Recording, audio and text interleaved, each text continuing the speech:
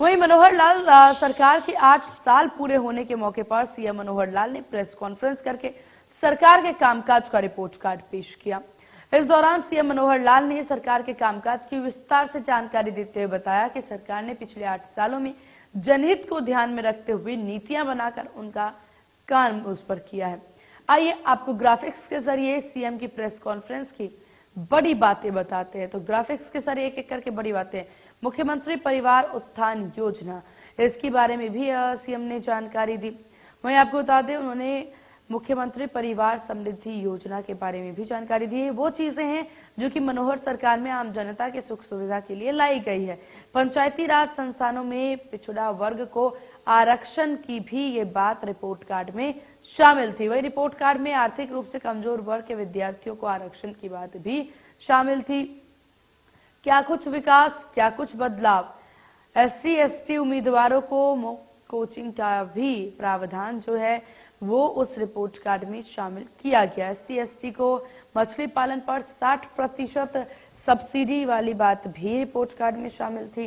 तो किस प्रकार से विकास हुआ है ये भी देखिए रिपोर्ट कार्ड में शामिल है। 10 जिलों में अंत्योदय आहार योजना, वही किसानों के लिए मेरी फसल मेरा ब्यौरा का भी योजना जो है वो शामिल किया गया रिपोर्ट कार्ड में। 8 साल का रिपोर्ट कार्ड की बड़ी बातें आपको बता रहे हैं, जहां विदेशों में नौकरी के लिए पोर्टल का शुभ आरंभ किया गया है युवाओं के लिए, मुख्यमंत्री परिवार उत्थान योजना।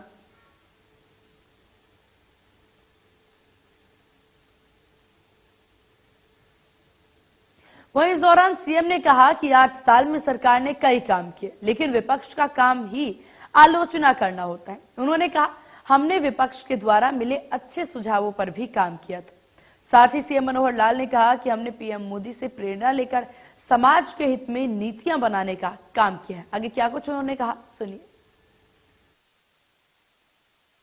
देश के प्रधानमंत्री नरेंद्र मोदी जी क्योंकि संयोग से 2014 में ही मई में हमारी केंद्र में भी सरकार बन गई थी, तो प्रधानमंत्री जी ने भी जो हमको एक ब्लूप्रिंट रखा है समाज की प्रगति का, प्रदेशों की प्रगति का, बराबर वो हमको संभालते हैं।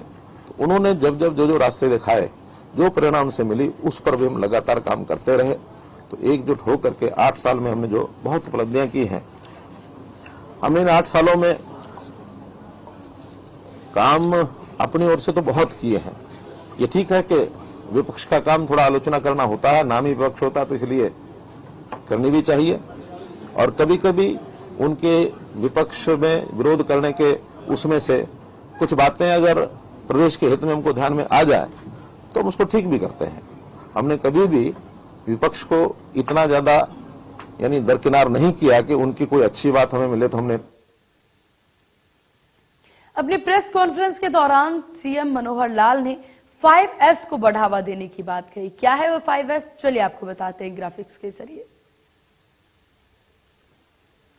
जहां 5S को बढ़ावा, शिक्षा, स्वास्थ्य, सुरक्षा, स्वावलंबन और स्वाभिमान, ये 5S हैं जिसको बढ़ावा देने की बात इस रिपोर्ट कार्ड में पेश की गई है। शिक्षा को बढ़ावा देने की बात साफ तौर पर सीएम द्वारा की गई है और शिक्षा पर काम करने की बात भी की गई है। साथ ही प्रेस कॉन्फ्रेंस के दौरान सीएम मनोहर लाल ने 3C पर भी जोर दिया। वो 3C क्या है वो आपको बता दें, करप्शन, कास्ट और क्राइम। इस पर रोक की बात साफ तौर पर सीएम द्वारा की गई है और उनके द्वारा कहा गया है कि इन 8 सालों में इस पे भी बहुत से बदलाव किए गए। करप्शन को रोकने की बात की गई, कास्टिज्म को रोकने की बात की गई है और क्राइम पर कंट्रोल की बात उनके द्वारा कही गई है।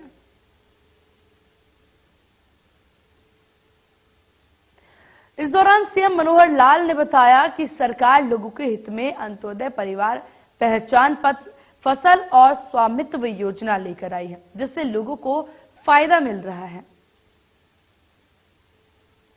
अंत्योदय के नाते से मुख्यमंत्री अंत्योदय परिवार उत्थान योजना कम आय के लोगों को कैसे आय की वृद्धि करके उनका सुख चैन कैसे बढ़ाया जाए। तुमने टारगेट रखा कि 1 लाख से नीचे पर एनम पर फैमिली जिनकी इनकम है उनको पहले सिलेक्ट किया है और ये लगभग 7 लाख के आसपास परिवार हरियाणा में हैं जिनकी 1 लाख रुपए से भी कम आय अर्थात महीने की केवल 8,000, उनको कैसे 15,000 तक लेकर जाए, ये योजना हमारी शुरू हुई है। इसमें हमने जगह जगह पर अंत्योदय मेले लगाए हैं, आधे लग चुके हैं, आधे भी बाकी हैं।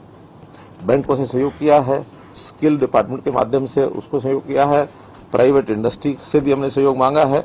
लगभग 30,000 लोगों को बैंक के ऋण पिछले 6 महीने में ही हमने दिलवाए हैं, अपने पैरों पर खड़ा होने के लिए। कोई छोटा उद्योग है, छोटा कोई अपनी दुकान है, अपना कोई ऐसा काम है जिसमें से उनको आय बढ़ जाए और एक बहुत नीचे लेवल के लोगों को एक संतुष्टि है, तो इस नाते से ये काम हमने इसमें किया है। हमने जैसे सबसे पहली अगर मैं बात कहूं तो भले प्रयत्न तो हमने 5 साल पहले शुरू किए थे, लेकिन सफलता पिछले 2 साल में मिली हमको, वो है परिवार पहचान पत्र। पूरे हरियाणा की आबादी का परिवार के हिसाब से उनके हर सदस्य का एक डाटा कैसे हम रख सके, ताकि हर किसी का कल्याण करने के लिए सरकारी योजनाएं बनाई जा सके। चाहे वो छोटे बच्चे 0 से 5 साल के हैं, चाहे 5 से 18 स्कूल गोइंग चिल्ड्रन हैं, चाहे 18 से 25 हायर एजुकेशन का लेवल है, चाहे 25 से 60 उनको एम्प्लॉयमेंट के नाते से उनकी अपनी आजीविका परिवार चलाने के नाते से है, और चाहे 60 साल के बाद आयु के लोग हैं जिनको अपनी एक सोशल सिक्योरिटी चाहिए, वो भी हमने अलग से उसके ऊपर ध्यान दिया है। मेरी फसल मेरा ब्यौरा एक ऐसा सिस्टम बनाया है कि हर किसी को, अभी तो जो प्रोक्योरमेंट की फसलें हैं वही डालते हैं, हम योजना ये बना रहे हैं, बल्कि कहा भी है डिपार्टमेंट को कि हम लोग आगे चल के हर एकड़ का डाटा ये हमारे पास होना चाहिए। इवन अगर जमीन खाली भी रह गई है उसका डाटा भी मंगाओ, और खाली क्यों छोड़ी है। कुछ किसान योजना से खाली छोड़ते हैं उसकी उर्वरक शक्ति को बढ़ाने के लिए। कहीं पानी भरा हुआ है, नहीं बिजाई होती है, कहीं बीज बोया है, पैदा नहीं हुआ है, तो ऐसे कई जो बातें रहती है। तो हर एक एकड़ का हमारे पास समाधान चाहिए कि हम उसमें कैसे जमीन इसकी ठीक कर सकते हैं, उपजाऊ बना सकते हैं, उसकी उपज को खरीद सकते हैं, कंपनसेशन दे सकते हैं। तो ये मेरी फसल मेरा ब्यौरा, ये एक बड़ा कार्यक्रम हमने किया है। गांव में लालडोरा के अंदर लोगों की जो जमीन थी और उसको उनका मालिक अधिकार नहीं था, मालिकाना हक देने के लिए लालडोरा समाप्त किया, सर्वे कराया और उनको ड्रोन सर्वे के बाद उनको मालिक बनाया, उनको रजिस्ट्रियां करा दी हैं। अब कोई भी व्यक्ति अपने उस प्रॉपर्टी को अपना कहने में तो उसको आनंद आता ही है कि मेरा घर है, फिर उस पर वो लोन ले सकता है, बेचे तो रेवेन्यू में उसको रजिस्ट्री के नाते से भी उसकी रजिस्ट्री हो जाती है। अब उसको यानी उसको ये कोई नहीं कह सकता कि जमीन तो पंचायती है, किसी और की है। तो इसलिए, और ये स्वामित्व स्कीम ऐसी बनी, इसको भी प्रधानमंत्री जी ने अब सारे देश में लागू किया है। वहीं सीएम मनोहर लाल ने कहा कि आज हरियाणा की खेल नीति की बाकी राज्य भी नकल कर रहे हैं। स्पोर्ट्स, हमारी स्पोर्ट्स पॉलिसी इस ढंग से हमने उसको तैयार किया है, चाहे उसमें उनको प्रोत्साहन के नाते से खेल खेलते समय उनकी ध्यान रखना हो, उनकी राशन मनी है या उनको पार्टिसिपेशन के लिए एडवांस पैसा देना हो, चाहे मेडल जीतने के बाद पैसों की जो उसकी राशि है उसकी लिमिट क्या होगी वो हमने सर्वाधिक रखी हुई है। और फिर नौकरियां, खास करके जो मेडल लेकर के आते हैं उनके लिए नौकरियां सुनिश्चित की हैं। 550 पद हमने सुनिश्चित कर दिए हैं कि ये 550 पद तो मेडल विनर्स के लिए ही रहेंगे, और जो मेडल विनर नहीं है उनको भी एक्रेडिटेशन सर्टिफिकेट जो बनता है उनका, उस सर्टिफिकेट के आधार पर ग्रुप सी में 10% पोस्टें रिजर्व की हैं, ग्रुप डी में 10% पोस्टें रिजर्व की हैं, ग्रुप सी में जो आउटस्टैंडिंग वाले जो मेरिट ये मेडल लेकर के आएंगे ये, और इनमें अगर पूरे नहीं होते 3% कवर करने के लिए, तो फिर ये जो एक्रेडिटेशन वाले भी ग्रुप सी में, इनका भी एग्जाम के माध्यम से 3% का कोटा तय। प्रेस कॉन्फ्रेंस के दौरान सीएम मनोहर लाल ने पेंशन और ऑनलाइन ट्रांसफर को लेकर के भी सरकार द्वारा उठाए गए कामों को लेकर के जानकारी दी। जहां तक सोशल सिक्योरिटी की विषय है, हमको पता है कि 2500 रुपए की जो इस समय हम दे रहे हैं पेंशन, वृद्धावस्था पेंशन, और हमारा अगले 2 साल के अंदर जो हमने तय किया हुआ है 3000 हम करेंगे, लेकिन हर साल हम इसको बढ़ा करके और इसको एक इंस्टॉलमेंट के नाते से बढ़ाते चले जाते हैं। पहले भी हमने 1000 रुपया थी जब 2014 में आए थे, हमने 2000 की थी घोषणा, 5 साल में पूरा किया, फिर अब 3000 की घोषणा के लिए 5 साल में 3000 भी पूरा करेंगे। तो इसकी 2 किस्तें भी और आगे बढ़ा के इसको पूरा करेंगे। ऑनलाइन ट्रांसफर पॉलिसी में आज एक बार उनसे ऑप्शन ली जाती है यथासंभव उनकी सीनियरिटी के हिसाब से उनको स्थान दे दिया जाता है। मोर देन 90% लोग जो हैं टीचर्स जो हैं, टीचर्स का तो अन्य विभाग भी, हमने जिन विभागों में पहले तो 300 से ऊपर संख्या थी उनको ऑनलाइन किया था एक कार्डर के नाते, अब हमने 80 की संख्या तय कर दी है कि अगर किसी एक कार्डर में 80 से ज्यादा संख्या है पूरे प्रदेश में, उनको ऑनलाइन करेंगे। हाँ, उससे नीचे एडमिनिस्ट्रेटिवली करना पड़ता है कि ऑनलाइन का सिस्टम बनता नहीं है, तो बहुत कम संख्या हो तो वो फिर मैनुअली उसको एडमिनिस्ट्रेटिव तरीके से। सीएम मनोहर लाल ने ओवरसीज प्लेसमेंट पोर्टल की भी शुरुआत की, जिससे अब प्रदेश के युवाओं को विदेश में नौकरी पाने में काफी आसानी होगी। पहला है वो आज ही यहाँ लॉन्च कर रहे हैं, वो है कि हरियाणा ओवरसीज प्लेसमेंट सेल और श्री विश्वकर्मा यूनिवर्सिटी, कौशल यूनिवर्सिटी जो हमारी पलवल में है, इन्होंने मिल करके एक प्लेसमेंट एजेंसी के माध्यम से और इस कार्यक्रम को शुरू किया कि हम अपने यहाँ की जो रिसोर्सेज हैं अपने प्रदेश के, देश के भी हैं, प्रदेश के खास करके जो वर्कफोर्स है, वर्किंग क्लास के लोगों को हम विदेशों में वहाँ की आवश्यकता के हिसाब से स्किल ट्रेनिंग दे करके और वहाँ भेज सकें। इसके लिए अभी पीछे दुबई हम गए थे, तो दुबई में 12-13 कंपनियां ऐसी थी कि जिन्होंने कहा कि हाँ, वहाँ से बहुत से स्किल्स के जो लोग हैं उनको हम यहाँ ला सकते हैं, चाहे वो होटल इंडस्ट्री है, सर्विस क्लास है, ट्रैवल एजेंसीज हैं, हाउसकीपिंग है, इलेक्ट्रीशियन है, प्लम्बर हैं, मशीन हैं, इस प्रकार के लोगों की आवश्यकता बहुत है। ऐसा लगभग 1 लाख लोग जो हैं हर साल यहाँ से वो लोग उन देशों, उन प्रदेशों में बुलवाते हैं। हमने भी इसको प्रारंभ किया है कि हम अपने यहाँ हरियाणा से ऐसी योजना बनाएं, तो स्किल यूनिवर्सिटी ट्रेनिंग देगी, फॉरेन कोऑपरेशन डिपार्टमेंट और हमारा ये जो हरियाणा ओवरसीज प्लेसमेंट सेल है, ये बहुत पहले से सेल बना हुआ है लेकिन डिफंक्ट था, उसको हमने दोबारा से उसको एक्टिव किया है। ये सब लोग यहाँ से कैसे ज्यादा ज्यादा जा सकें, क्योंकि इससे पहले जो भी ऐसे लोग जाते थे बहुत ही वो फंस जाते थे चक्रों में, जिसको कबूतरबाजी कहते हैं। बहुत बड़ा पैसा देते थे, उनको पता ही नहीं होता कि किस देश में जाएंगे और क्या हमको काम करना पड़ेगा, बस पैसे के लालच में उनको भेज देते। प्राइवेट एजेंट्स बहुत इनको एक्सप्लॉइट करते थे। उस एक्सप्लॉइटेशन से बचेंगे और सरकार की एजेंसी के माध्यम से इनको वहां भेजेंगे, सब फॉर्मेलिटीज पूरी करते हुए वहां जाएंगे। तो उसका एक पोर्टल है, उस पोर्टल को आज चालू कर रहे हैं। और आपकी जानकारी के लिए, उस दुबई के बाद जिन कंपनियों से हमने बात की थी उसमें से एक कंपनी ने पहला अपना जो रिक्वेशन ऑर्डर हमें भेजा है, 30 लोगों का ऑर्डर भी भेज दिया है कि आप इनको स्किल करके और हमारे यहाँ भेजिए।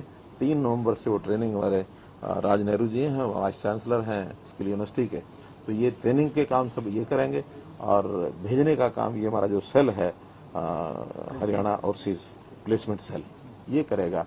तो सब मिलकर के करेंगे। तो आज एक पोर्टल जो है उसको उद्घाटन कर रहे हैं आपके सामने, ताकि आपको उसको जानकारी मिल जाए।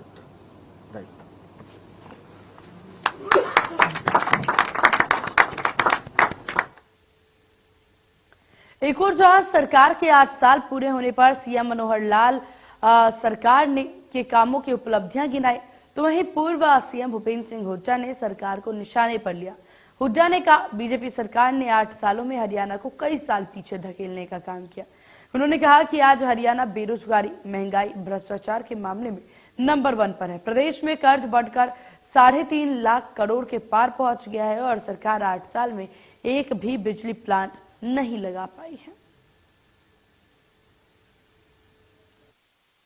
हरियाणा सरकार के इस 8 साल को लेकर के जहां एक तरफ प्रदेश सरकार की तरफ से प्रेस वार्ता हुई, तो वहां चर्चा के लिए हमारे साथ हैं कांग्रेस नेता पूर्व मुख्यमंत्री भूपेंद्र सिंह हुड्डा जी हमारे साथ हैं। हुड्डा जी, आज मुख्यमंत्री मनोहर लाल ने प्रेस वार्ता करी, 5 साल पिछले और 3 साल गठबंधन के, 8 साल के गुणगान गाए हैं। उनका कहना है कि बड़ी उपलब्धियां, एक बकायदा बुकलेट जारी करी है। इन 8 सालों को आप कैसे देखते हैं? ऐसा है, जो प्रदेश 2014 में प्रति व्यक्ति आय में, प्रति व्यक्ति निवेश में नंबर 1 था पूरे देश में, आज वो प्रदेश बेरोजगारी में नंबर 1 है। आज वो प्रदेश महंगाई में सबसे आगे है। आज वो प्रदेश भ्रष्टाचार में सबसे आगे है। तो ये और आज कर्जा 60-70 हजार करोड़ से बढ़ाकर 3.5 लाख करोड़ कर दिया। एक कोई नया यूनिट बिजली का पैदा किया नहीं, एक इंच मेट्रो बढ़ाई नहीं, IMT डेवलप किया नहीं, और ये जो बनाए थे वो इंडस्ट्रियल्स वो बनाए नहीं, कहीं से विकास नहीं, कोई बड़ी यूनिवर्सिटी नहीं बनाई। तो ये आप देख रहे, ये विफल सरकार है। 8 साल जो है वो हरियाणा को कई साल पीछे धकेल दिया इसे। तो इन पीछे से एक क्वेश्चन आदमपुर से जुड़ा भी, उनका कहना है जो 8 साल की उपलब्धियां इन्हीं के नाम पर वहां वोट डलेगा आदमपुर उपचुनाव में, देखते हैं आप फर्क पड़ेगा और क्या आप मानते हैं?